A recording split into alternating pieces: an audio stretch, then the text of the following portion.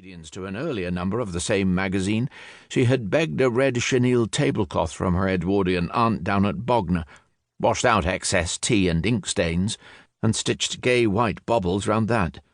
It was thrown carelessly over her shoulder at this minute, and it really was dreadfully hot. She gave herself a shake to dislodge it, and all the glossy magazines slid down to the floor again, and shot under the seat in front as the bus started into action. Mr. Cecil let go for a moment of his precious little red attaché case, and stooped to pick them up. Mr. Cecil had noticed Luley already at the airport in London, a wonderful figure for clothes, and she knew where to go for them, too.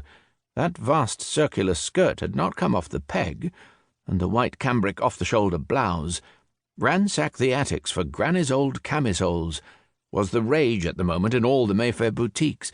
He couldn't think where she could have found the stolo, but that deep red was an inspiration with her colour of hair. "My dear, do let me say that I think your stole simply divine.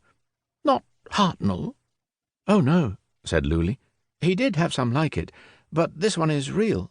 It's my aunt's nursery tablecloth. I do think that's more fun. The only thing about it was that it was frightfully hot."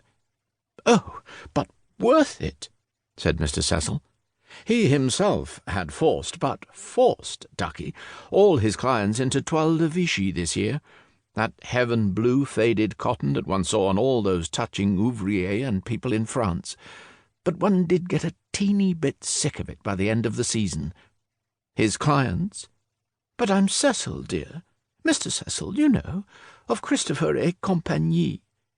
He gave a modest wriggle, and surreptitiously tucked his passport further out of sight.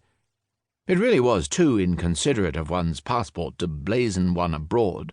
Literally abroad, thought Mr. Cecil, giggling privately at his own joke, as Cecil Georges Prout. "And you?"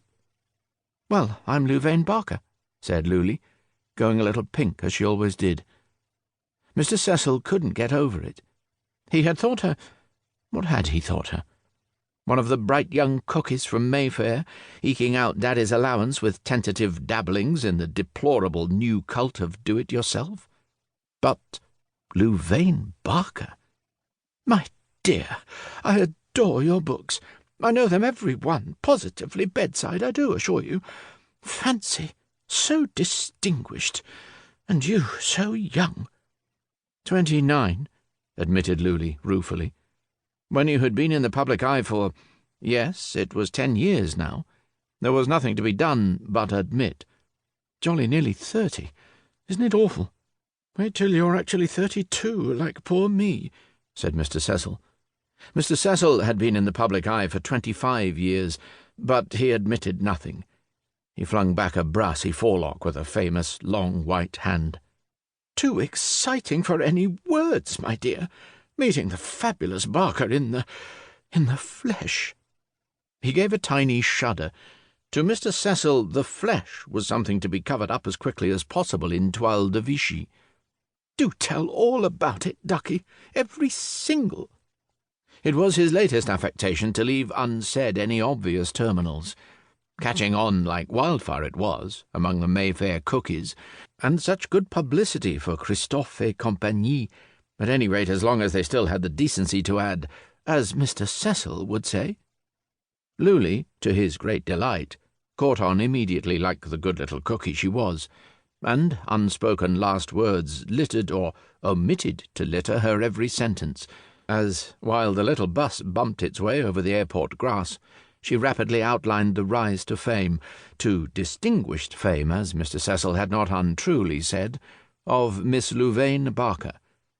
"My first book was when I was 19. My dear, you can't imagine what a little drear I was.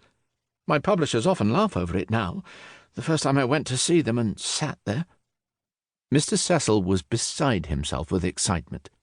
"But yes, I've heard Cannington tell about it. He dines out on it to this day.